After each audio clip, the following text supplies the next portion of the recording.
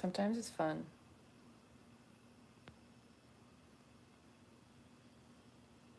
Kind of like pop, but normal's perfect. So welcome to my channel. My name is Lana Labonte. I'm here to uplift, support, inspire, and hopefully empower somebody out there. That maybe something I said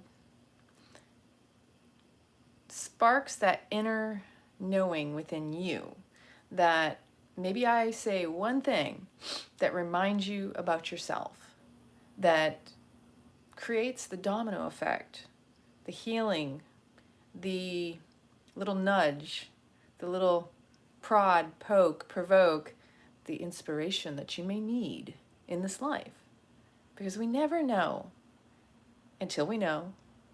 Someone crosses our path that essentially, in some way, shape, or form, we all influence one another. We all inspire one another. And it doesn't matter what direction that takes. It doesn't have to be good. It could be bad.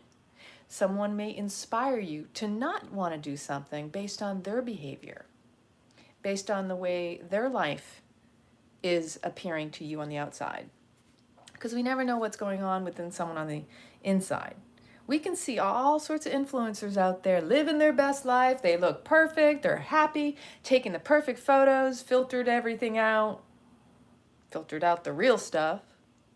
When in reality, their life might not be as peachy or rainbows and unicorns as they appear. Because, you know, people typically want to only share the good stuff. And the reality of life is there's good and there's bad. Based on how you perceive it, based on what you attach to with meaning, every experience you have. Because if you're cherry picking just the good versus the bad, and you're not giving credit to the things that influenced you all along, because see, everything influences us. And when we recognize the stuff we don't like, we see how it impacts and affects the things we do like. Contrast is what gives us perception, gives us insight. Contrast is what shows us what's in balance and what's out of balance. Because when we're too caught up in one thing, we're missing another. We're missing the other half. Because there's always two halves to a whole. Now we can also say that you can fraction it down more, you can turn it into a pie chart, whatever you want to do. But the reality is, duality exists, that for every good, there's a bad, and for every right, there's a wrong. But that's your perception, and that's your interpretation. And in this life, we have all these experiences, and you know what really creates the duality? It's the head and the heart, when they're in conflict with one another. The head's overthinking it. The heart's over here saying, hey, we're here to feel it. We incarnated into the physical realm, into this earthly plane, inhabiting these temples, hosting our souls. It's supposed to be the Holy Trinity, the mind, the body, and the spirit, the breath we take in. That connects us to our soul. But we get caught off guard because from the moment we're born, we are indoctrinated into a system of, you're born of original sin. You have to prove yourself. You have to prove yourself worthy of love, success, accolades, attention, validation, receiving whatever it is to get your needs met. And so we get conflicted because what doesn't feel right is because the mind's out of alignment. We could be bombarded with all the training, all the teachings, all of our lives of what should be, what we're supposed to aspire to, what we're supposed to become, what is our path, our purpose. And that's where the disconnect happens. Because the body's always telling on the mind. The heart is always like, hey, pitter patter, pitter patter. I don't agree with that. Because the belief system is influenced from the externals based on your experiences.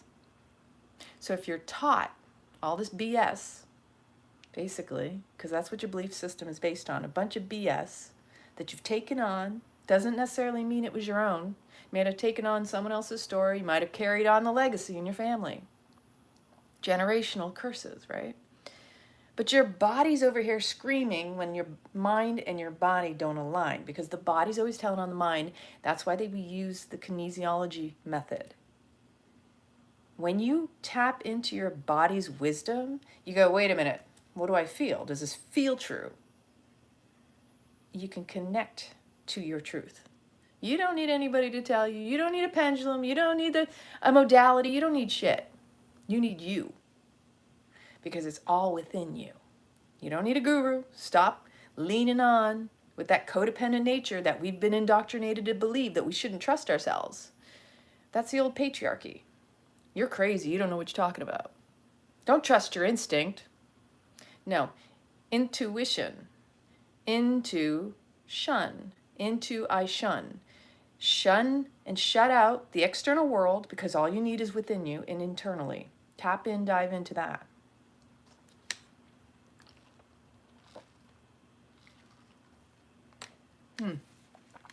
When you recognize that everything up to this moment was designed to keep you in struggle and strife, to forget your purpose, to forget who you are as a soul. See, the Jesuits said, give me a child until the age of 6 and I will show you the man. Because that's indoctrination. And that's a knowing. That's psychology. I'm going to tell you the other night, I'm going to share this little insight. And I only noticed it because I went to go search something online. History's being rewritten as we speak in front of our eyes to confuse you and overwhelm you with more lies. Think about it. Years ago, I did some research because I'm part Irish. And my sister and I have gone down rabbit holes. We're always seeking truths and information because that's how we were raised. Our mother raised us in libraries. Get your books, because what's online can be manipulated, changed.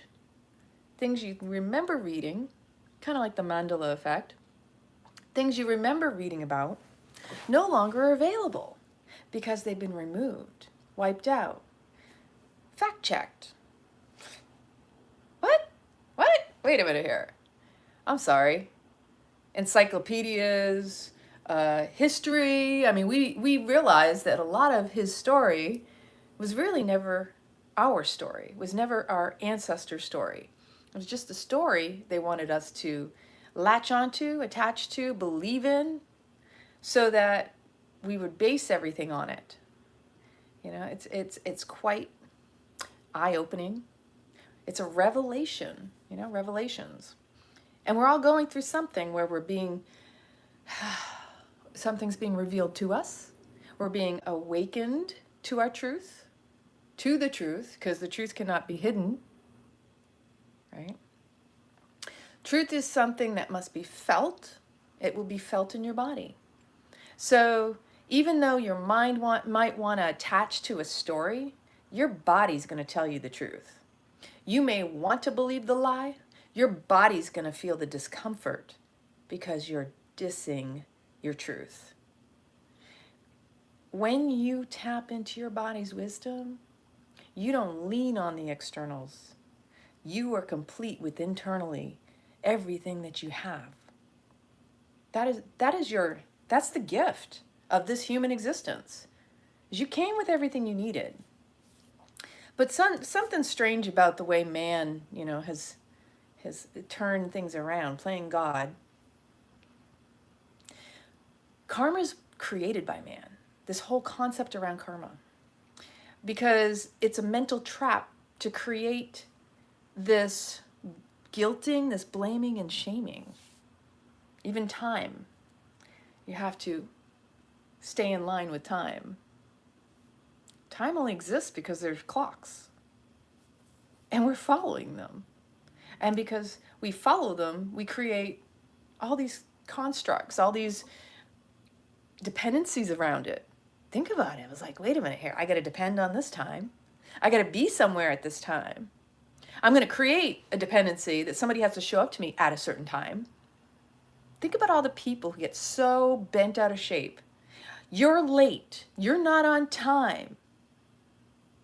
Now, I used to be that person that was like, whew, time. I'm on time. Here I am. Need to be here. Used to wake up super early in the morning when I was a little girl. Used to wake up my entire family. Didn't think anything about time. Not really.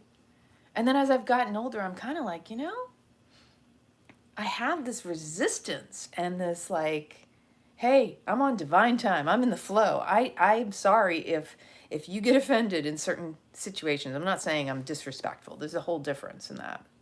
But when you start to recognize that dependency and how it also creates more divide, time is meant to divide us. Oof. So again, we're going to go back to the whole time thing and this mandala effect, and that things you remembered as one thing, like Berenstain Bears versus the Berenstein Bears. Now, for me, it was Berenstain. What was it? The Monopoly guy had the single eye, I forgot what it's called, spectacle. Now he doesn't or something. There's some crazy things. And somebody's messing with CERN out in Switzerland. But I went to go look up some history in the Irish past, because a lot of what we were told about slavery, I'm just using this as an example. And for some reason, someone asked me if I had a link, and I thought, oh, that shouldn't be too difficult, but I'll remember it when I see it. So I remember years and years ago, this was a long time ago, that I had found an article. Actually, I found several showing, all this information around the Irish slavery. The Brits basically went into Ireland, stole the land of potato farmers, gave it to their British militia, stole everything, started exporting the potatoes and sending them elsewhere, leaving them to only have like the dregs, like barely being able to survive, which is where Irish sea moss came in, because they used Irish sea moss to get their nutrients, to actually eat. That was like the poor man's way to survive back in those days. So that's an interesting story around the Irish sea moss too, because that became a dependency when everything else was being taken from them. They were enslaved in their own fields, the property stolen, their crops stolen, and their homes and livelihoods given away. And then what they did, the British, and I don't know who else, because I can't remember the full train of events, because there's probably more to it, probably a whole long litany of incidences that occurred. They were shipped off to other countries, sold off as slaves, sent here to America. Some people, here's where it got interesting, is I started looking online last night. I'm like, well, maybe I can find that link right away. I started seeing fact-checking sites, the Irish slavery myth. I started finding Snopes, which is, don't trust anything you see on that website, because that's a lie. That has a whole history behind it when I found it years ago. There were fact checks, there were debunking articles, and I just kind of was like, oh, isn't that interesting? And then I found some articles that turned it into, they weren't slaves, they were indentured servants. A lie's a lie. It's semantics. It's changed the terminology, and so maybe you'll think differently about it. But see, then when they found out that Africans, or so they tell us they're Africans, the black slaves that they brought in from another country, and that they claimed, were even enslaved in their own countries, so they were selling off their own people. Doesn't matter, really. When it boils down to it, in modern day, we're all enslaved to a system. We just think we have a choice in our lives, but we're not. We're forced to follow set rules and regulations. We've become more enslaved now than we ever were. Even our birth certificate is essentially a slave document. That's a huge, go down that rabbit hole, if any of you out there have ever done that. That we belong to the corporation, we belong to the state. We're all wards of the state when we're born. And it apparently goes back to the Vatican. Our souls, think about it. They take your footprint, your soul print, selling your soul. There's the original selling of our souls. And we didn't even have any say in it. We didn't even know. Deception goes deep. So I'm finding all these articles and I'm shaking my head going, wow, look at that, right in real time. Now they're trying to change everything. They're trying to change the stories so that we're all confused, because there will be people who will say, see, that's not true because I found a fact check. I found the Ministry of Defense, the Ministry of, what do they call it? Of Truth? The Department of Fact Checking, or whatever the heck that baloney is. I think that's really awkward and weird. Like, allow people to make their own choices. Allow people to have critical reasoning and communication skills, because you can't know something unless you feel it. Like, most of what people think they know is what they've been told. They never question it. And in this life, I'm here to experience. I'm here to like really challenge the narrative, because my upbringing was question everything. Question everything you think you know. Question everything you're told. Question even the things you've known for a long time, because it could change. So I'm very humble enough to go, wow, maybe I'm wrong. Maybe I need to reconsider something, because life is ever evolving and we're always growing. And I don't want to be stuck in the old. I don't want to be stuck with the same belief systems. I don't want to live the old mundane life of, wake up, okay, I'm doing the same thing over and over again. Like, I honestly get bored of that shit. I'm over here right now with all this major, massive change in my life, and I'm ready to jump on a plane and just change my life completely, because I'm figure, that's like a pattern for me. Hey, I'm already going through a major life change. I might as well just change my scenery too. It's not going to be any better or worse. I'm adapting to it either way. So sometimes when you go through major life change, it makes more sense to just change everything, unless you're running from something. So in my case, I don't feel I would be running from anything. In fact, I'm ready for that. Like, maybe what all this major change is all about is my opportunity to move freely, more freely, to no longer be like, well, I have an excuse to not be able to do all the things I wanted to do before. So sometimes that's what change does. It gives you a swift kick in the ass to get your body in motion and you to get out and about. You to travel, you to see new things, to have new experiences, to meet new friends and people. Like, maybe you need to change your entire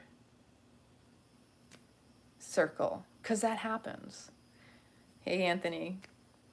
So like in my past, I have gone through the waves of change, and the roller coaster ride has always been when something in me changes massively. Typically, a lot of people end up dropping out of my life, and that's okay, because everybody comes in for a season. We're here to serve, and then the contract sometimes just comes up for renewal. It's like, well, maybe it's not meant to continue. We served each other up to this point. I appreciate you. Taught me a lot. I taught you some. That's how life is. Seasons of change. Makes me think of that musical. I think it's Rent. So we can't get upset when things are happening, because they're always really blessings in disguise, sometimes without the bow. That no matter what is happening, it's not happening to us. It's always happening for us. I mean, I can say this because you have no idea how many times in my life I'm like, ugh. And I am that person that sometimes I just vent to a close friend. I get it off my chest. I don't harp on it over and over again. I've been blindsided in the past week in ways that I did not expect to get blindsided. In things that made me questioning myself once again. Like, I know to trust my intuition. That one of my gifts is to see patterns and connect dots. And that's why when I worked in IT and Intel and 3-letter agencies, I was so damn good at what I did. That when I was a little girl, I wanted to be a lawyer. But then I'm like, do I really want to be a lawyer? And even today, my girlfriend's like, you should have been a lawyer. And I said, you know how many times I've heard that? I don't want that life. I'm not here to fight. But I understand the need for critical reasoning and the ability to see beyond what other people can see, because I've always been able to do that. And even my mother knew it. My mother would look at me and be like, okay, you need to slow down for me, first off, because she couldn't keep up with it. But she was also a visionary. So each generation is here to improve upon the last, which means if you're a parent and you have a child, that child is you times 10. So they're going to show you aspects about yourself, and then they're going to expound. They're going to expand exactly where you were and improve upon that. So they're going to come in with wisdom that you already have, but wisdom you didn't get yet. And they're there to teach you as much as you are to help guide and mold them, to encourage them to trust that. And the pokes, the provokes, the divine dance of mother, son, mother and child, father and child is amazing. I commend you, because I know, I witness it all the time, and I know what it was like with my mother and even with my father. You know, because I come from the generation, my parents come from the generation that you respect your elders, and that essentially it was like the children weren't supposed to be better than the parents, when in reality, it was never acknowledged that children are there to improve upon, to do better. Like we're supposed to, like, hey, you know, my dad was this, and now I'm going to take that and I'm going to make it bigger and bolder. I'm going to do better, right? We're here to always improve. We're not here to degenerate. We're here to regenerate, because that's what life is about, evolving and growing.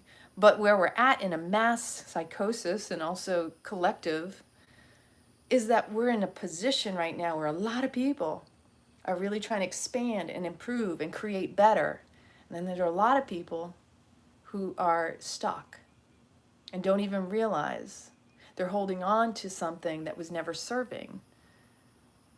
Because, you know, change is like death. And you have to go through the mourning process, and you have to do the healing work, and you have to do the shadow work.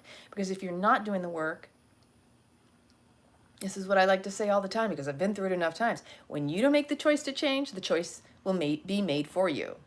And nobody likes it when the wool is pulled out from underneath you. The rug is pulled out from underneath you, and you're like left there acting like the victim, because you have given over your power instead of allowed yourself to make the choice, given yourself permission to go through the process of change, which is death. It is the death of one thing, the loss, the change of a routine, a cycle, people coming, people go.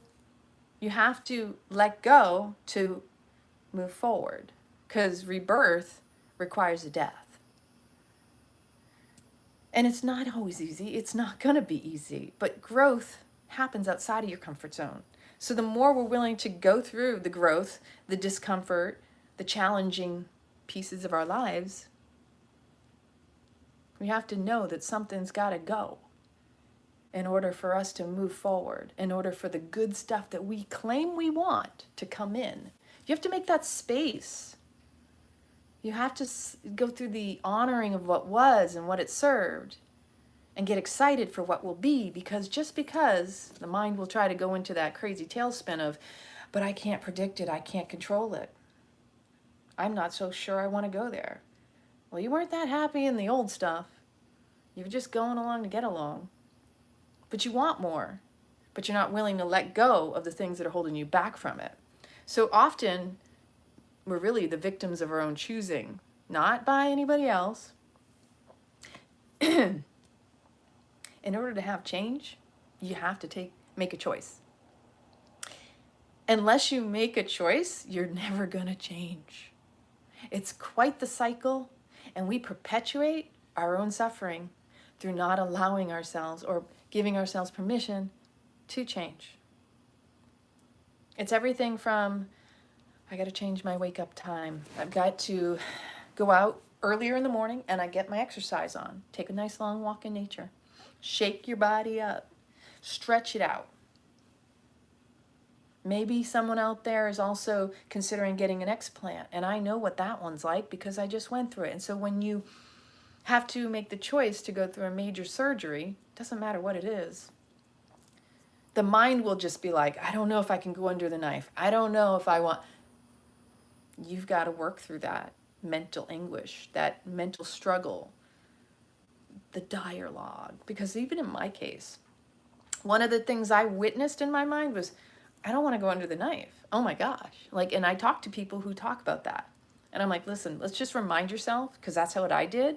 My way to handle that was, once they inject the anesthesia in your body, you're out. You're going to wake up on the other side. What are you really worried about? It's just your mind. Your mind's creating a story to keep you from making the change. Hello, gorgeous. And when your mind creates a story, it attaches. It wants to believe that BS, belief system. Our minds are really clever. And even though we want to believe what we think, because that's part of our attachment about being right, and that's where that conflict between the head and the heart creates the real duality. As I bring it back to that, the real duality is the conflict of the mind and the heart. Head conflict with the heart. It's the thinking versus the feeling. And do you know our soul really incarnated here? To feel, to experience. We have 5 senses. To see, to smell, to taste, to hear, to touch. 5 senses, that's how you take in data. Now remember, I come from an IT background. I understand programming. That's how you are programmed. Those are your data inputs. And they're stored in your subconscious, unconscious, in the amygdala, trauma, in the cells of the body. There's not a part of you that's untouched, right? And the more you recognize, I think there's a mosquito trying to, oh, you little booger. No permission to, you know, see, that's the thing. I did not give you permission to come in here and start attacking me. See, that's the thing. We are like programmed computers. We're no different. We take in the data, it gets stored, and unless we're conscious of the program's running the show. Once you become conscious of it, now you've got the upper hand. And that's where, when you slow down, you master your breath, you become more aware of the thoughts that are going on behind the scene. And then when you become aware of your mind, you can master your mind, because then you can confront it, you can challenge it, you can reprogram it. And then when you master your breath and master your mind, you can master your life. But unless you're willing to do the work, you will be at the whim and the enslavement of your own mind, your own programming. Again, conscious or unconscious, you get to choose. And unless you choose, the choice will be made for you. Nobody likes it when someone else forces them to do anything. In fact, there's a lot of resentment that ends up happening, a lot of, like conflict that gets stuck in us, and that creates the trauma. And that's what most of us, we struggle with. We don't even realize the pattern that is set.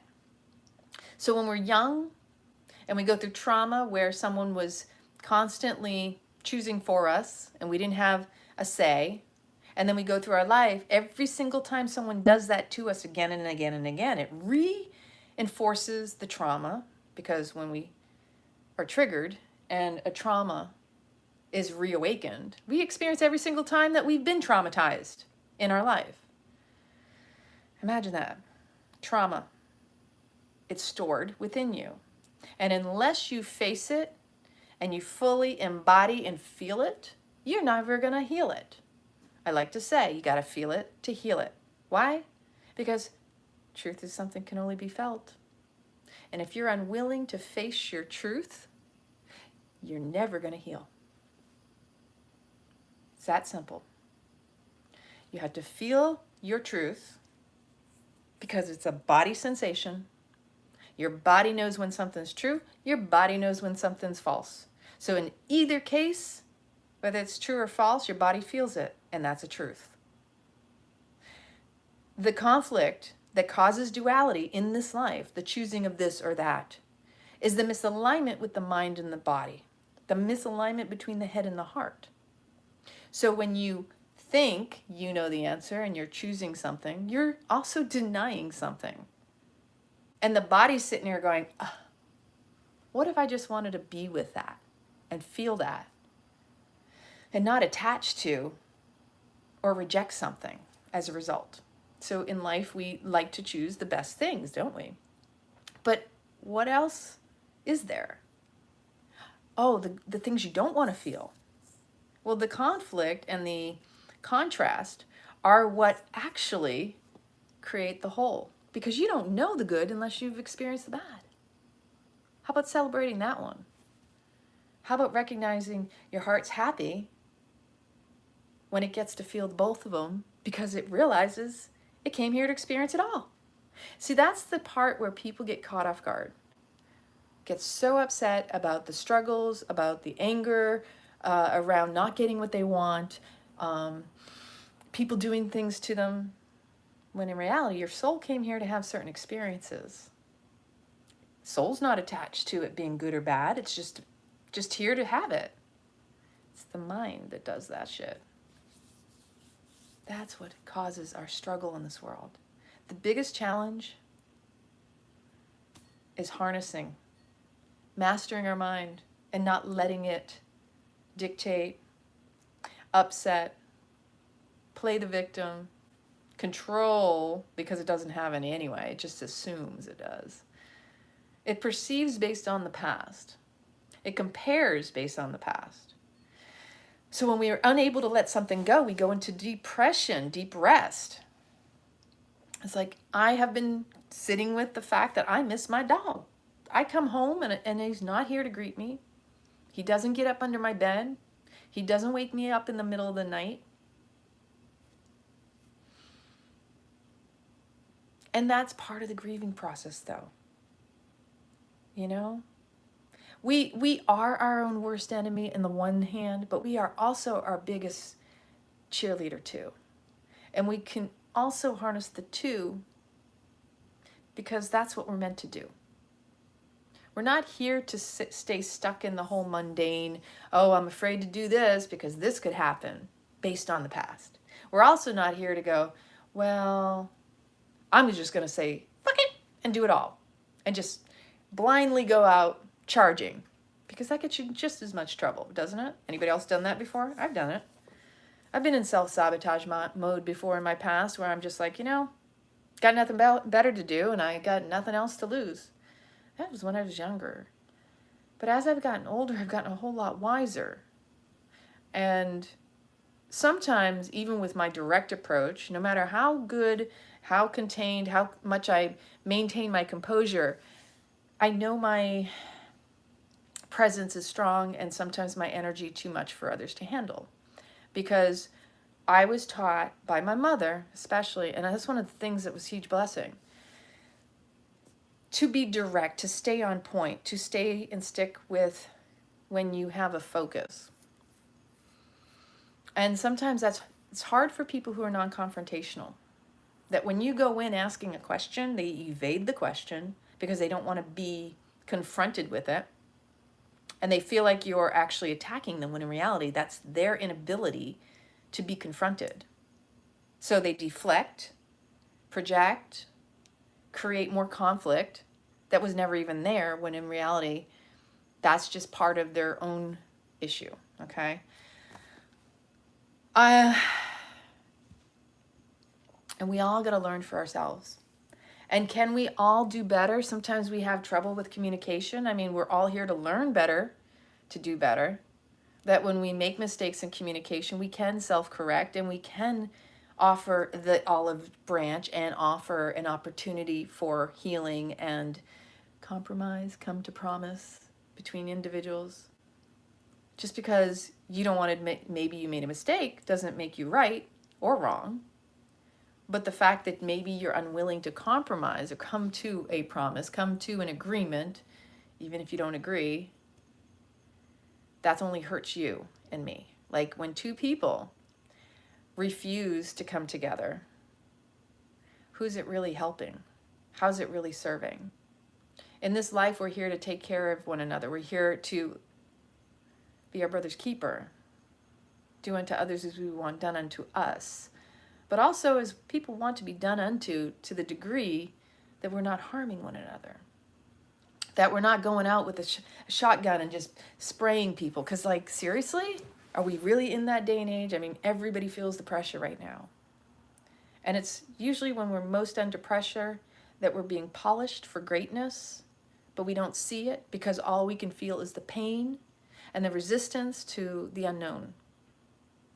The waiting it out, the thinking, overthinking, that it can't be anything good because it doesn't feel familiar.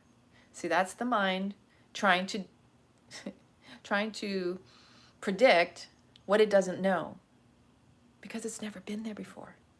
So that's where the mind gets out of control and you end up overwhelmed because the mind's trying to create scenarios based on what you've experienced. But it only tries to protect you from what it doesn't know because it assumes that because it doesn't know what it is, that it has to be something bad. And that right there is where your duality, your stories arise, the constructs, the untruths, that when your body's really feeling uncomfortable, it's because of the stories being made up in the mind, not because of what's coming, not because of what's coming. If you're able to slow down and just recognize that it's in your mind, and then tap into your body's going to actually calm down and go, wow, thanks for tuning in. Thanks for tuning in. Thanks for feeling the truth. Your body will say, you know, let's have a conversation. Let's feel into this. Is that story true? Doesn't feel right. I don't feel that. Have we been here before? No. No, never been here before. We've been through death. We've lost a loved one. We've experienced career change. We've broken up. We've gotten divorced. We've had a birth. We've had a death, whatever it is. But each one is completely different. They feel similar. Maybe this feels similar. But you won't know until you start shining through and you've been polished onto the other side. So the pressure is on because something is changing. That's where your growth is happening. It's about us building resilience, not resistance. It's the strength and the courage to face the fear, to do it anyway, to make changes that need to be made, as opposed to having them changed for us or forced upon us. Because man, that's some yucky feeling. Because then we feel like it's been done to us as opposed to us doing it for ourselves. Nobody likes it when change is brought on us. But inevitably, you know inside, you're like going, man, I knew I should have done that myself.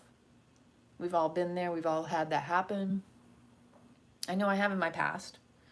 Not always so pretty. I throw a bigger temper tantrum when it's done to me as opposed to me doing it for me. Right? So we all have purpose. Everyone has purpose. And no one is bigger, no one is smaller. All this duality, all this comparison is just your mind's way of feeling significant. It's that needing to validate you. It's that needing to, it has to be a big purpose, or, oh, I don't feel like I impact anyone. Never discount your impact. Even if it's a smile.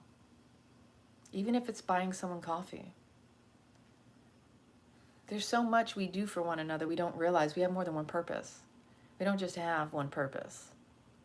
And when I was sitting with this the other night, I'm like, man, what we don't realize, we got purpose across all parallel realities, across all lifetimes.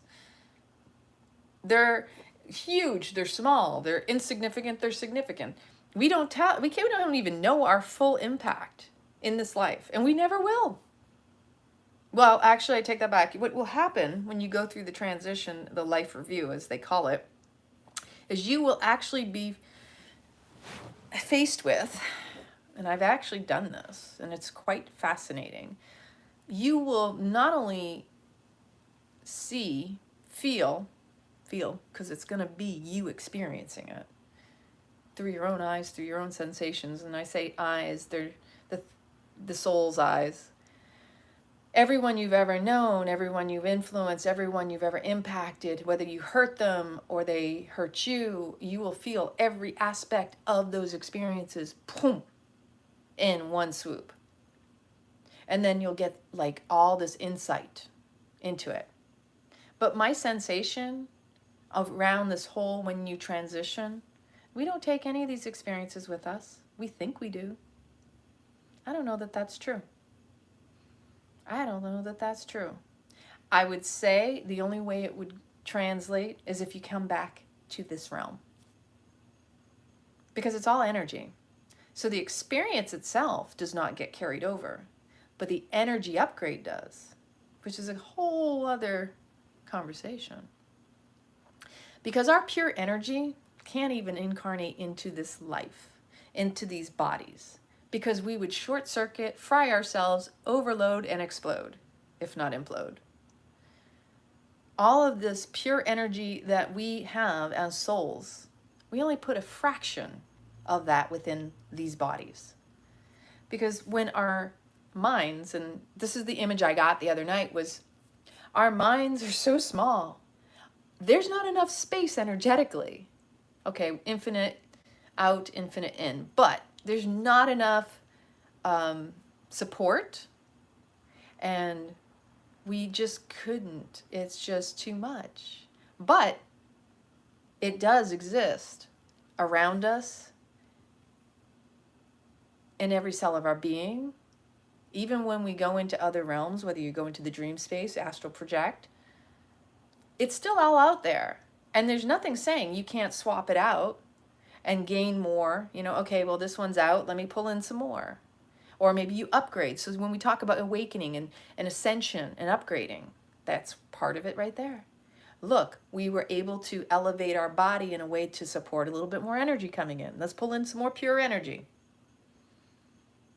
And then we have these ahas and these rememberings, and the soul tribe connections start coming in more and more, which is where we're at right now. We're in between these tomorrow's a lunar eclipse. And everybody's feeling the pressure. Everybody's feeling the impact of something big.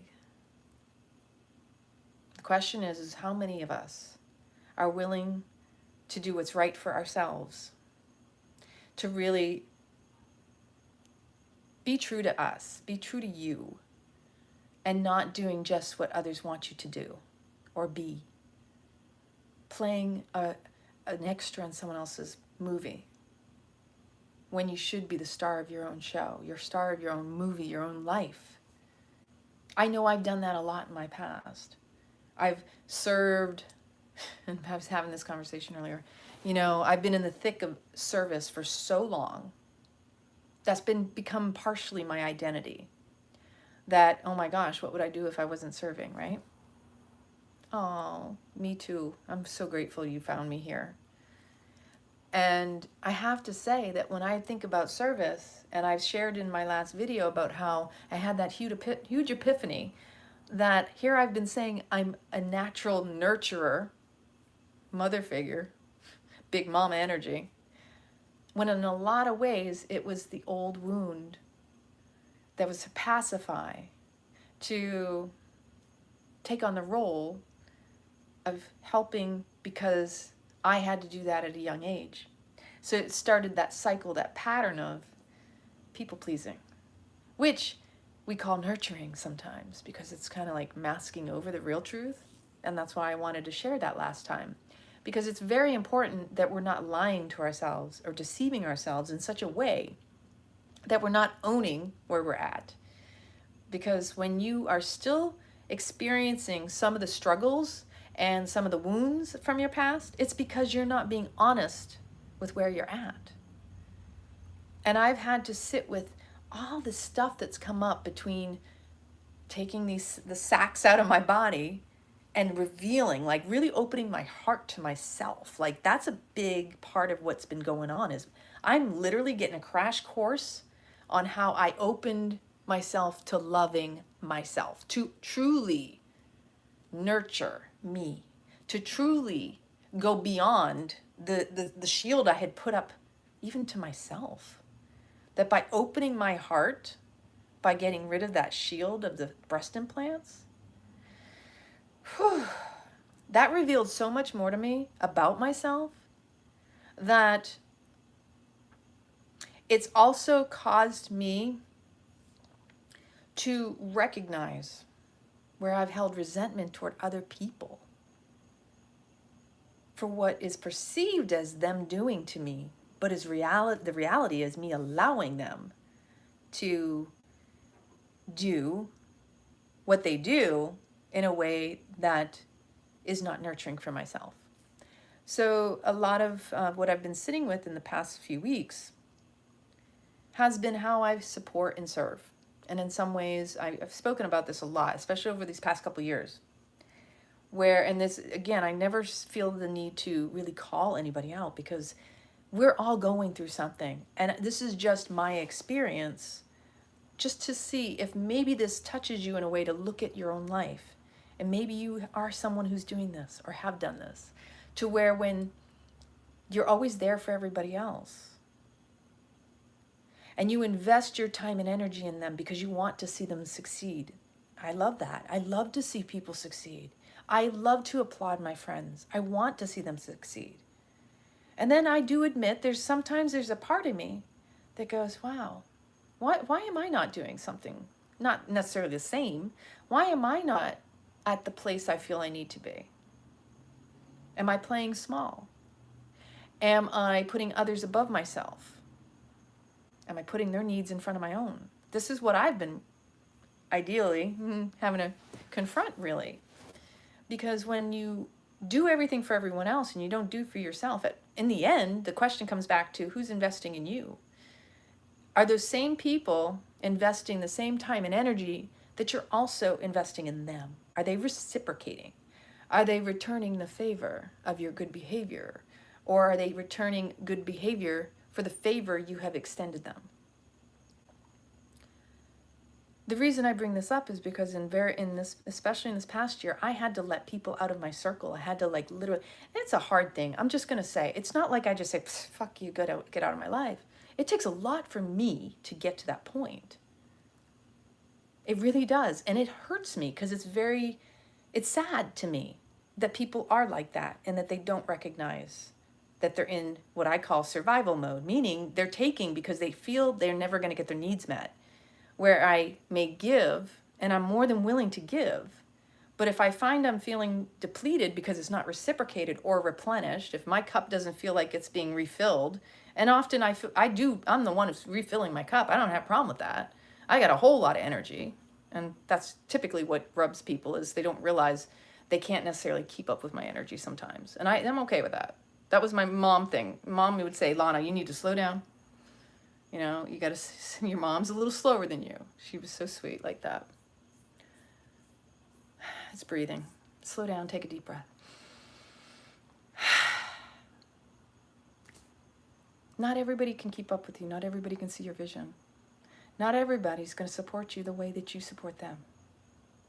But at a certain point in everyone's life, for the amount that you give, you have to evaluate. Are you getting back what you're giving? This is the law of reciprocity. This is actually energy. True energy and motion needs to flow in both directions. And if you're saying, oh, I just give and it's okay, you're denying you're receiving. That's not serving you. That's a denial of yourself and your worth. And the only one who gets to set your worth is you. Not the ones around you. They're just mirroring and echoing you. Because people show up where you're at. They will mirror you. They will show you what it is you need to do for you. And they will show you what you've been doing for you. So again, I'm going to go back to how much you invest in another should also equally be invested back. It doesn't have to be the same. It doesn't always look the same. It may not feel the same. But what it should feel like is that person knows your value, knows your worth, and gives back to that, the same that you give them. If you spend your time and you're always going to one person, but that person doesn't ever come to you, or maybe they want you, in my case, in social media, and this is why I don't like to mix social media and friendships. There are only a few people that I'll do little dabbles back and forth with. Because in social media land, when you work with social media, people think, oh, that's easy, so I'll just kind of see if she'll give me some pointers, some hints. Well, what they don't understand is people get paid for that, big money. And I'm over here going, I got burnt out doing it for as long as I was. I'm not here to work for others for free, especially in that realm. You want to go pay someone, go do that, but don't come trying to get it from me from free and that's all you want. Because I've had a lot of that. I've had a lot of friends who want me to promote them. They want me to share their stuff. But you know, those are the same people. They don't follow me. They don't promote me. Maybe they come to me and they even get consultations and I give them free, you know, advice and such. I don't, you know, not everybody is, not everyone appreciates the value you bring to them until you're gone. And then sometimes they'll actually get angry. And they may even attack you depending on how unhealthy they are. Because when you're not available all of a sudden, they get mad because the cash cow or the value that they were getting from you is no longer free. So sometimes I get people reach out to me and sometimes I do. I'll throw out some rates. I'm like, here are my rates. You want my time? What would you like to work on? I'm available. Oh, you want me to pay? What, you wanted me free? It's an insult to injury when someone comes at you just thinking they trust you. It's a compliment. You know, they're coming to you because they trust you. They value your advice. They know that you have something they want, but they don't always want to pay for it. And this is just part of that like little dance that's teaching you about, right? No more pimping yourself out. Exactly. So it's this dance of life that's getting you to value you, so you're not giving yourself away to just anybody. Not everybody deserves access to you. Not everybody wants to give back, but they want to take. But that's the survival versus the thrival. And so in order to be in thriving mode, you also need to value yourself as well as the people that give value to you. And if you don't have that down pat, your relationships are going to suffer. If you're someone who's a taker and you're not giving back, it will break down your relationships. And see, every relationship, business, love, whatever it is, family, trust is built on relationship. Businesses are built upon trust.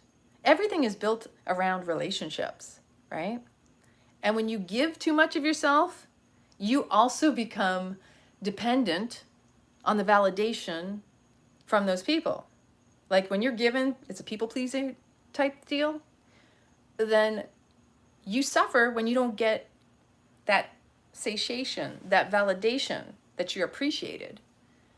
And that's only because you gave something that you expected something in return and wasn't given. So there has to be that graceful receiving as well as the giving. So we have to be open to receive. It's not always going to look the way we want to receive in return. But if the person's making an effort, I mean, genuinely, not one of these, well, you know, I'll get you coffee if you spend 2 hours with me doing such and such. It's like, you gotta weigh your value. Like, seriously, it's a flow. The divine flow is what you give should be reciprocated and received. Like, and so many people out there don't understand that a lot of their suffering is around their inability to see this. Or talk about money, talk about abundance, like lack mentality. If you're in survival mode and you just take and you don't give back, don't worry, your money will get depleted because that's part of that. When you're not doing the energy exchange, it doesn't just involve money, but it affects money. Because if you're not seeing the value in someone or the value in yourself, you're the one who blocks the flow of money and abundance and all resources that are meant to come to you. But until you recognize that, nothing's going to make it through. So don't be resentful toward others if you're unable to be honest with yourself. Because sometimes you have to have an honest conversation with someone and say, listen, you know, I don't feel you're investing the same amount of energy and time in me as you're expecting me to give to you. Right? So even the resistance and then the obligation and it builds all this resentment. I was having a conversation earlier and I was saying, yeah, I said, I'm at a point right now where it's like, I know in my body, I don't want to feel resentment towards someone. And if I feel resistance to helping or be participating or engaging with that individual, that's not a healthy thing for me. and I can't continue forward in that. Because sometimes it gets to a point where someone insists on needing you or wanting to work with you or wanting to do something with you or go to the beach or something, and you're like, oh, here we go. I already know how this unfolds. It means I spend all my time, I'm not getting paid, and I'm not getting this, and I'm not getting that, and maybe I'm footing the bill. Like in some cases, have you ever had that where you go on a trip somewhere and you have that one person who's like, well, I don't have any money right now, and they're the one that came up with the idea because they knew you were going to fund it, but then they don't tell you up front. They're not transparent. See, if you keep allowing those kinds of people into your life and your sphere, the parasites, they will suck off of you. They will eat you up alive until you recognize your worth and go, you know what? You got to work with me. Because if you can't work with me, you're working against me. I need some receptivity here. But you have to establish the standard and demonstrate it. And sometimes you can have those uncomfortable conversations. Because if you care enough for these individuals in your life, you will be willing to have the tough, hard, heart-wrenching conversations around these things. Because a person who cares will speak up. A person who cares will also be in tough love. Like, I've had to be a tough love mama with friends of mine where I'm like, listen, I love you, but here's where we're at.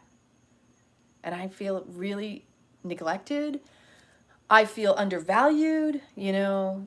How many of my friends I'm like, wow, it's like they want me to share their events, just in yoga stuff, and sometimes it's like they want me to share their events, and I'm like, okay. And I sometimes feel a little bit of apprehension because, like, you're asking me, but I don't see you, like, actively engaging with me. I don't see you showing up when I'm going through something. It's like you only show up when you want something in return. And like, you just gotta kind of like, sometimes you gotta go, I'd love to share your event. But in the future, would you be interested in maybe also reciprocating and sharing my stuff, or maybe even being interested in what I'm doing? Because I also have those people that want me to come to their events, but they don't show up to mine. And so I'm just using me as an example, and I'm not calling, like I said, it's not about calling anybody out. It's just things I've been sitting with over the past couple years, that being in a social media realm, see, I know there are people who just assume that with Ridiculously Authentic, I must have been making money. But I wasn't making a damn thing. I was footing the bill for everything off of my VA disability, but I wasn't making any money. And my partner was making everything a challenge in the house. So when you are working under duress and lots of stress, not the good kind either, it depletes you. And so what I learned over these years is how much I would hold out trying to do things, thinking, see, I wasn't feeling into it. I knew something felt wrong. My body was physically being depleted. When you end up in the hospital for an appendectomy, that in itself is your body screaming at you. Slow the fuck down, get the hell out, and stop punishing yourself. But I had to go through those lessons in order to find my authentic self. Yep. And the divine union really begins within. You were looking for the perfect relationship out there, do the work on you first. Don't be seeking out someone else to complete or fix or help you, or to show up to you to make you feel better about yourself. Because if you're doing that now and you're not already good with where you're at, that relationship's going to be doomed to fail. Because if you're seeking someone out to make you feel better about yourself, even your best friends, you got to work on you. When you heal you become whole, you embrace your dark and your light, and you recognize that they're two of the same whole of who you are. They're what make you shine so bright. You need your dark to illuminate your light. You need all of those aspects of yourself, all those experiences, what make you to who you are today. But when you seek out other partners to hide from your own stuff, that stuff creeps out. It seeps out. It leaks out. Resentments and things like that, they start with yourself, not with the other person. And a girlfriend of mine sent me something earlier today. It was this video, and it was a great, you know, and I said, yeah, that's perfect. You know, a lot of relationships, they claim that they're upset with the other person and that they need to get out of the relationship, or maybe they cheat on that person because they're not happy with them. It's not that, are they unhappy with the person they're with, or are they unhappy with the person they became because of the person they're with? A lot of us don't confront that part. It's usually always beginning with us. And that's why I always say, people show up to where you're at. They're just mirroring where you're at. So if you're in a relationship and you no longer like that person, it's really that you don't like the person that you became because you're with that person. That somehow along the way, you forsake yourself. You forsaked yourself for that person. You overcommitted, overcompromised. You ended up neglecting yourself, your needs, your wants, your wishes, your desires, maybe even all of your visions and dreams for life, because you thought you loved that person so much, you'd put all that stuff on the shelf. You'd just abandon yourself. Essentially, that's what we do. You need to be with a person who supports you 100% through and through with what you want to put out in the world. What is your vision? What is your purpose? Again, we all have purpose. And sometimes you are in that relationship that you need to get out of because it needs to show you that person is reminding you have purpose. And that's the purpose that they served you in that moment, for that period, for that contract. That union, we all have soul contracts. We all have, you know, what people call, you're my twin flame, you're my soulmate. Come on, we got plenty.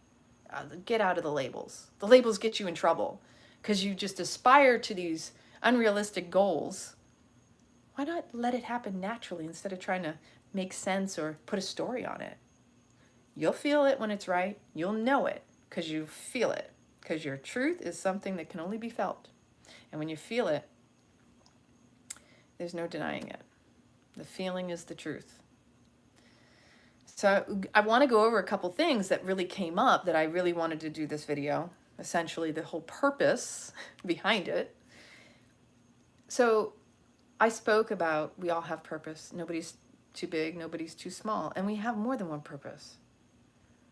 Some of our purposes are going to be small, and some of our purposes are going to be gigantuous and amazing and unbelievable. We've got visions and grand things to bring to the world, and some things will be seen and some things will never be known.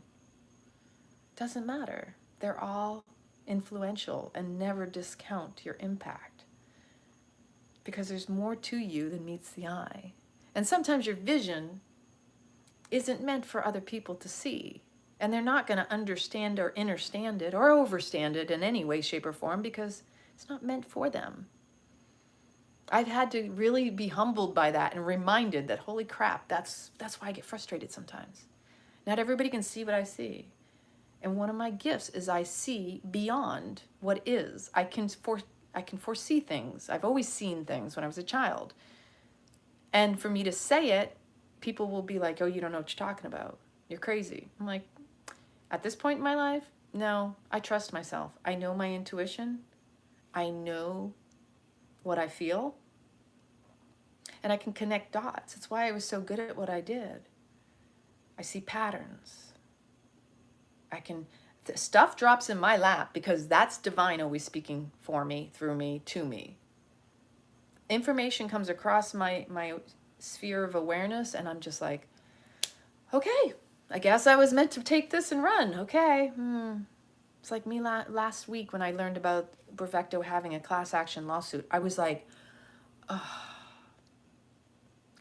I really had to sit with the fact that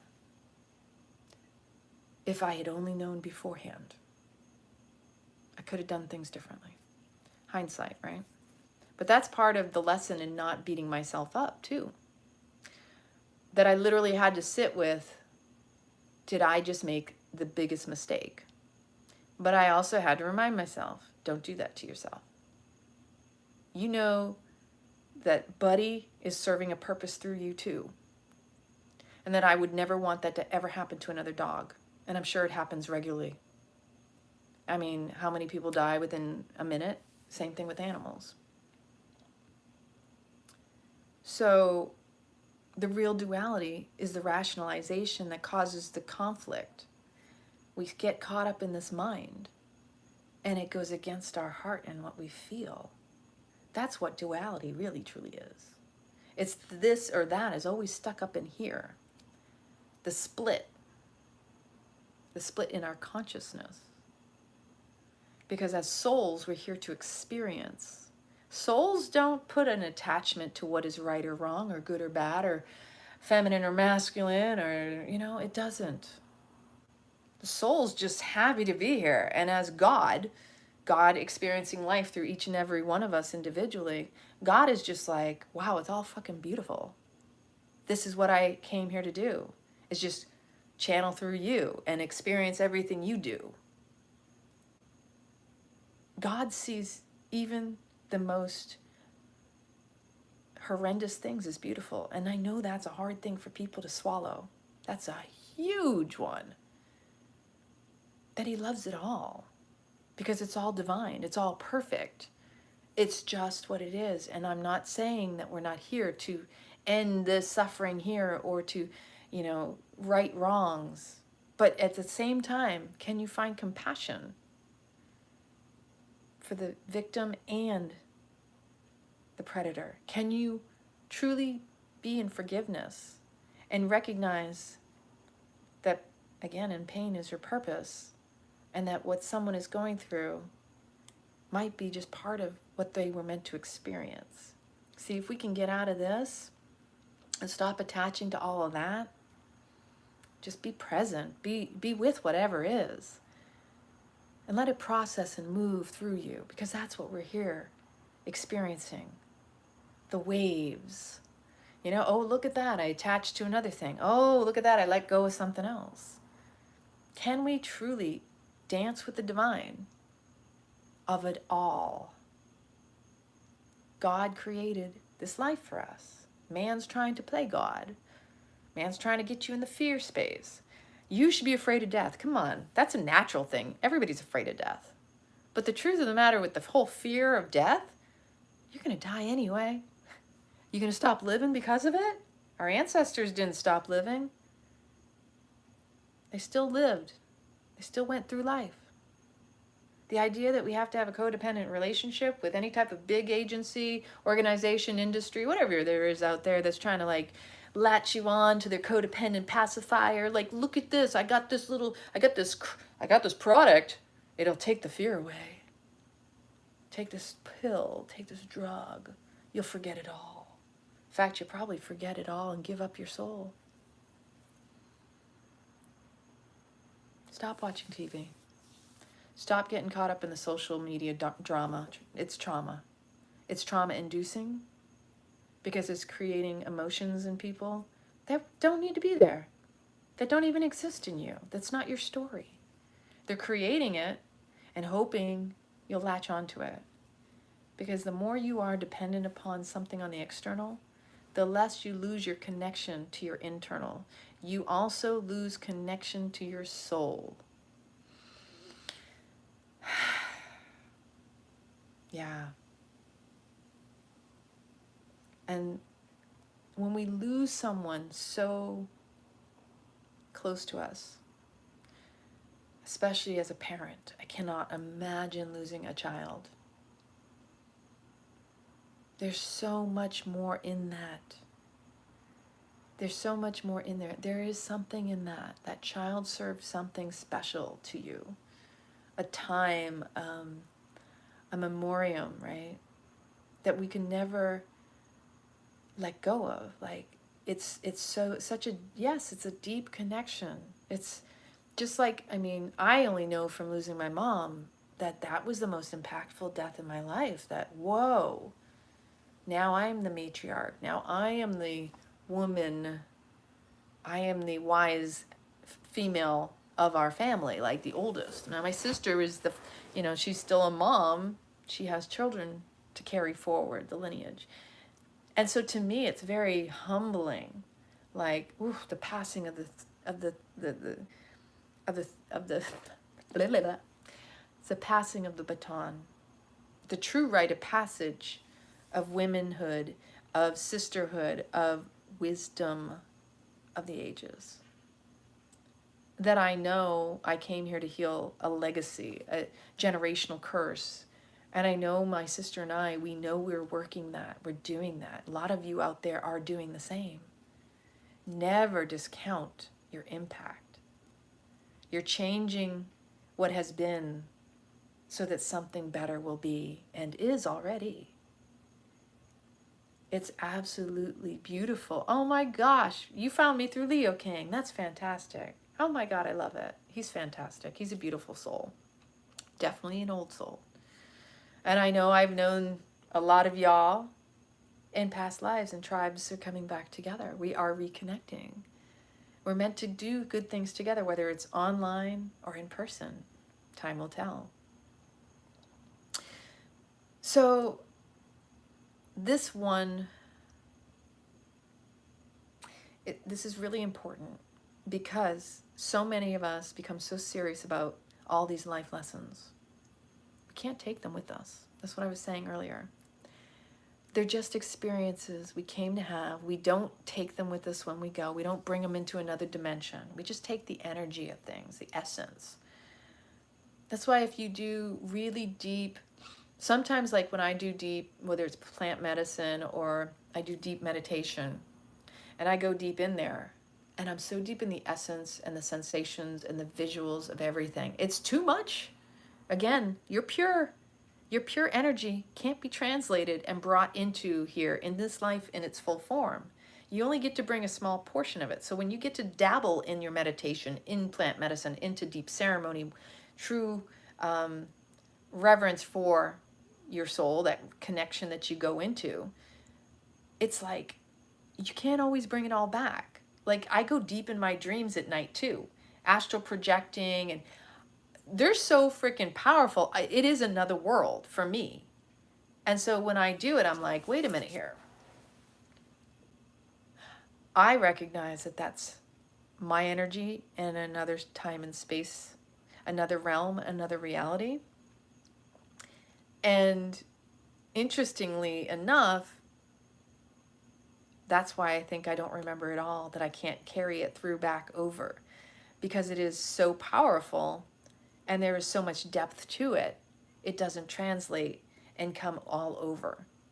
So I very much get deep visual dreams to the point where when I describe them, people are like, whoa, you're like writing a book over here. Like, because when I journal my dream entries and such, I'm like, holy crap. Like last night I was at a kind of like a terraced farm with a house, and all these people were showing up, and we were doing a huge gathering for a workshop, and we were doing work on the farm, and there was a parent that had a white truck, and he was parking it so that other people could get in and they could find parking, and we were all going to be gathering it soon, and like the whole visual, I can still see it all, but the small details, they escape me sometimes, because I'm like, man, that was a lot. I gotta like lay in bed, try to capture, remember all the little details. Am I going to remember everything? And then when you start, or maybe you wake up and you remember something, and then you're like, oh yeah, I'll remember that when I get up. Or maybe you go back to sleep for like 15 minutes, and then all of a sudden you're in something else, so you forgot that.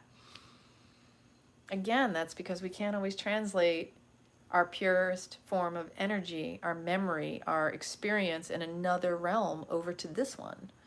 Because we go into other realms when we go to sleep at night, or we go into plant ceremonies, or we go into meditations even. Like, there's all these dimensions, all these parallel realities that we're experiencing. And not even, like right now, I'm here. But my soul and my energy is in other places across these time continuances. And I don't even like the word time in that case. Because when you do go into a certain space, you may actually acknowledge and recognize, I'm not just here. I'm in a lot of different places. That's why I say we have purpose. And that purpose translates across all time and space, to the point where when you think you're just doing this and you're just here watching me, you're not just right here. That's where your current level of consciousness in this physical form is able to perceive, because you can't expand to that. That's why a lot of people do psychedelics, do plant medicine, do whatever. meditation, deep breathing exercises, because that's what puts you in those states to remove and drop the veil, to allow you to see beyond it, and that there is more than just this. That to me is just one of the most powerful and the hardest things for some people to even wrap their heads around, because they're not there yet. They already have a hard enough time dealing with this one to even consider that I got other shit going on elsewhere. Are you kidding me? I could barely handle this one, right? And yet it's exactly why a lot of us are tired when we wake up in the morning, because we're astral projecting and traveling and doing all sorts of other things that are connected to this life. Like everything is connected across all these different realms. I truly believe that I get sent into different places and spaces to do work that affect this realm too. I'm aware of that. That's some crazy shit. I'm just going to say that. So we don't even need to come back. But as often as we may think, oh, I'm never coming back to this life, guess what? This is a playground for us. This is the only place we could, there's so many varied experiences. Of course, most of us say that, but guarantee, I bet you a lot more of us will come back. Yeah, I know, it is a crazy fear that death is even something people are afraid of, because honestly, I know when I die, it's just the body. I already know I keep going. And because I've done so much work on rebirthing and getting to the moment of death, there's a lot of Kundalini rebirthing does that, is to where we bring ourselves to a point where we make friends, we make peace with death. We actually acknowledge through the breathing exercise, the breath work actually opens you up to the fact that you're so much more. Yeah. Just be good with where you're at. The more you're good with where you're at, you're not going to have a problem with where you're going. Because there's no such thing as hell anyway. That's a whole nother conversation too. When we talk about energy, again, we can't carry in this physical form our pure energy source. It's because it's too much for us to handle. It's to ground it or to integrate it. And that's why we often have difficulty with overwhelm. You know, a lot of people out there, I always talking about, especially in my classes, that you need to strengthen your nervous system, that when your body shakes, when you're doing physical exercise or what have you, that's actually strengthening your nervous system. Ooh. That was a cool birdie outside. I love when I hear the different birds coming around the neighborhood that don't normally come here. I have bats that come out at night too. Aw, thank you, sweetheart. So when we strengthen our nervous system, we don't get short circuit or caught off guard by the craziness of the world around us. So in Kundalini Yoga, we joke and we say, you know, we do the freak yoga, a lot of crazy stuff that we do, a lot of arm exercise to clean out the garbage pit of the mind, which is the armpits. Essentially, when you do the work on the mat, then you don't lose your shit when you go out into the real world. Strengthening the nervous system is more important now than ever, and that a lot of times is through the body getting stronger, because when we shake, it's just your body resetting, recalibrating, upgrading. And then when you do a lot of breath exercise, you are oxygenating the brain, the blood, all your cells. It's all the stuff we need to repair. Exactly. So you see a lot of people freaking out in the world is because they've got short circuits. Again, I always like to compare it to computers because that's my old job. That's my old profession. It's like we are just like computers. Our nervous system is our circuitry. Our heart is our battery. The lungs are the way we energize and fuel that heart. The physical body is the hardware. The software is the programming, which is the mind, and the BS, the belief systems. And if we don't know what that is, then it's operating and running the show behind the scenes. But the more we become present, the more we meditate, the more we feel into our physical bodies instead of escape, the more we can master all that. And it really starts with mastering the breath, then we become aware of the mind, and we can master the mind and then master our lives. In theory, that sounds really easy. But it's a daily practice. It's a put yourself in it every single time, right? Yeah, we got a lot of outdated software. Ooh, it's crazy. Like Windows 3.1 or something like that, 3.11. Boy, I remember DOS because that was when I started. So anyway, going on. And so our brain can only handle so much. It can't handle it all. And so when we get overwhelmed and you look around the world and everybody who hasn't been doing the healing work on themselves is freaking out, flying off the handle, coming at you, looking for a fight, because they're resisting the changes that they feel, instead of feeling into it and recognizing that the mind is freaking out, not the body. The body's just responding to the freak out of the mind. Like, oh, it's not true. What the hell are you doing up there? You're creating something. It's just... That's what it is that conflict between the mind and the body. Get back to the breath. Recalibrate. Breathe is the spirit. And every time you breathe in, you're breathing in spirit, which is God's breath. And that's what keeps us alive. Like get back into gratitude for the little things that we have in this life. Right? So imagine how easily we can be overloaded and short-circuited just based on our head. That's essentially what's happening. We let it go crazy, out of control like a monkey. Give it a banana, chill it out, get it to slow down.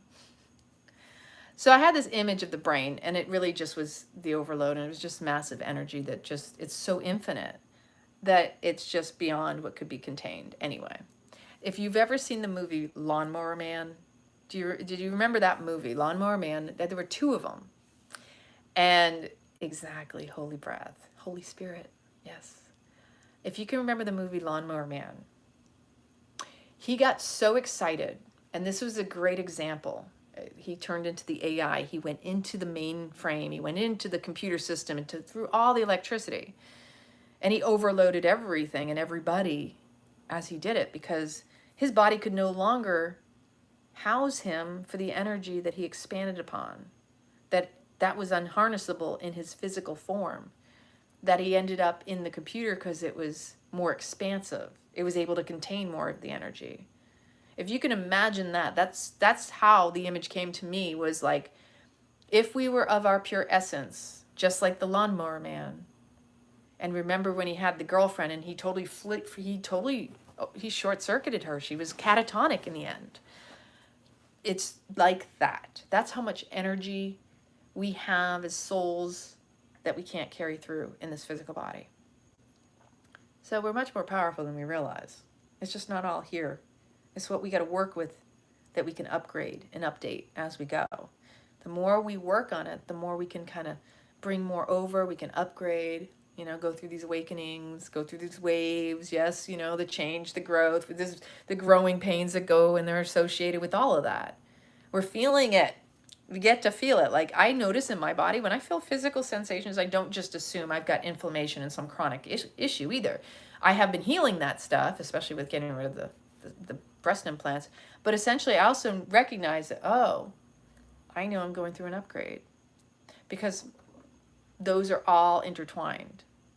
The letting go of things we've held on to in the physical body, whether it was an emotional thing that was charged and it lodged itself. Like, I have this shoulder thing that I'm working through. Well, guess what? That was associated with the breast implants, and I'm very much aware of it. I'm like, holy crap, that's what that was. It was pinching and pulling on a ligament, muscle, something that caused this whole impingement back here, right? So as I feel through it, I'm like, wow, see, when I made the choice to change my physical body, my body is adjusting to it. And my body is going to recalibrate, reset, and it's going to come back that much stronger. Because when you choose you first, everything starts matching up and aligning for you too. So the body will heal. We just don't give it as much credit as we should. And animals are always teaching us this too. So again, one of my biggest gifts for me was just my ability to see patterns and see things beyond what other people can see. And it caused me a lot of frustration as I was growing up. It's why I was good in Intel and IT when I was in that field. And not everybody liked it, because they got mad that sometimes I would just think outside the box, and I made shit happen. I was called the resourceful one by a Neapolitan. That in itself was a compliment. I love that. I take that one to the grave, because ultimately, when you can see beyond what other people can see, you also see solutions that